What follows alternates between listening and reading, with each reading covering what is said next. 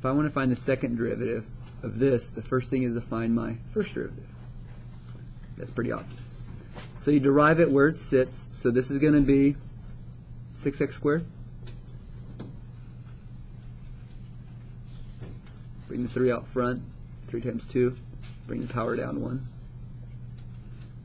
Minus the derivative of y squared is 2y, but don't forget y prime.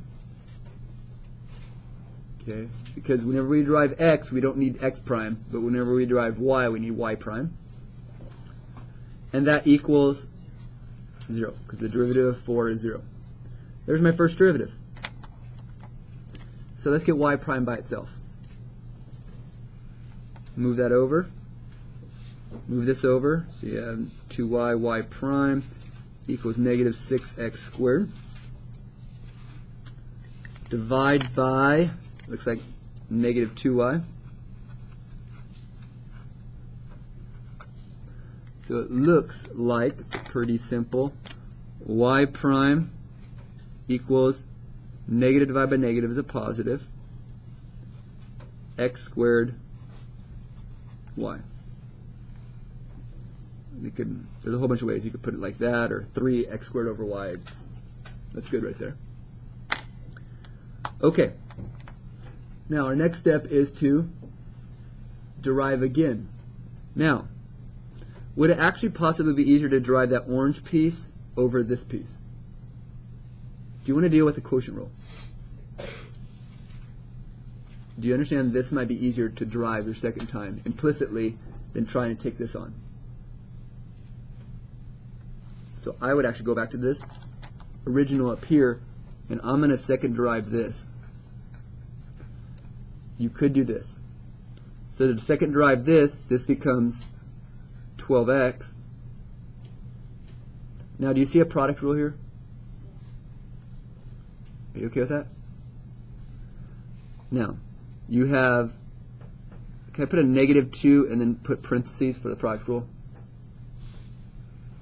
And for the product rule, I'm going to have something times something plus something times something.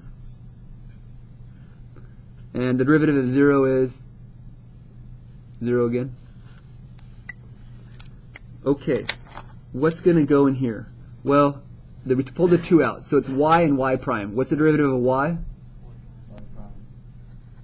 And then we leave y prime, correct? Then do we leave y? But we derive y prime. What's the derivative of y prime? Y prime prime. We found it. Isn't that the derivative of y prime? Isn't it this right here? Oh. No, wait, nope, no, sorry. Let me stick that over. Let me start that over. The derivative of y prime, isn't that y double prime? The derivative of y prime is y double prime. So, there we go. Do we want to simplify it? Or do you see this guy going to be going into some things? Can you see how this guy, he's y prime. Do you understand he's going to go right there and right there? Can you see that? Then can you get y prime by itself? Yes. Y double prime by itself. Sorry, I said that wrong. So, we have 12x minus 2, and could I simply make that 2y prime? Oh, or is it y prime squared? Yeah. Which one is it? Isn't it squared? Yeah. So we're gonna, and so that's y prime squared would be 3x squared y squared. Correct? Mm-hmm.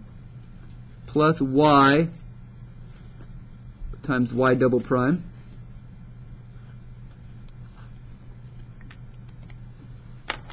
Okay.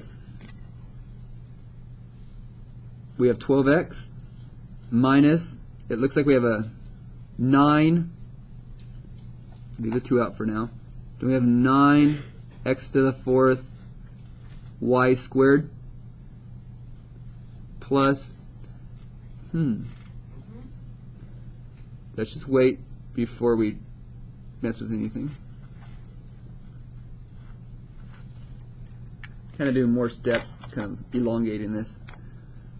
Distribute the negative 2.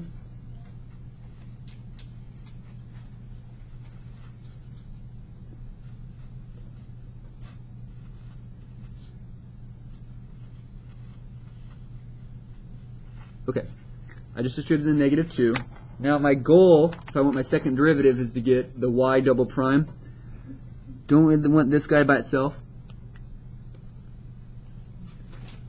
So to get that by itself, don't we move all this over? So that's going to be a 18x to the 4th minus 2x. This is y squared. I flipped it because when I move it over, they change signs, and I flipped it to the signs so it looks kind of better. Thank you, that's 12x. Very good. I can't change that. That's 12x. Good. Okay. Then I'm going to divide by what? Negative 2y.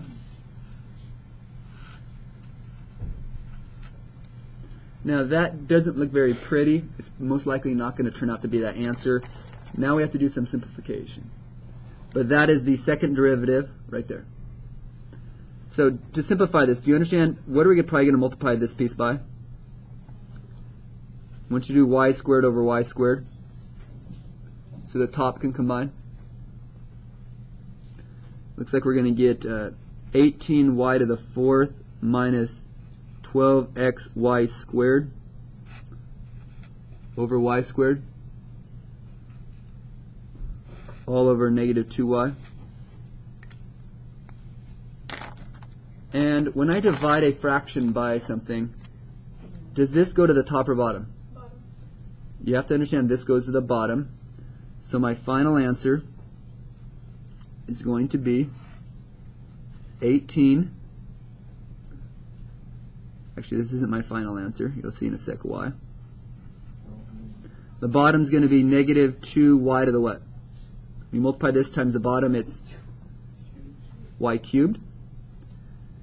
My actual, that is a pretty good answer. That's probably going to be fine, but is there a GCF? Does 6 go into both these? And an x. Oops, that'd be 3. X to the 3rd minus 2y squared over negative 2y cubed. And one more piece. My final answer, if we take this and, bring it over here, what do you got? And this cancels with this. It looks like we have 3x cubed minus 2y squared over negative, I'll put the 1 there. Oh, actually let's make that a negative on top.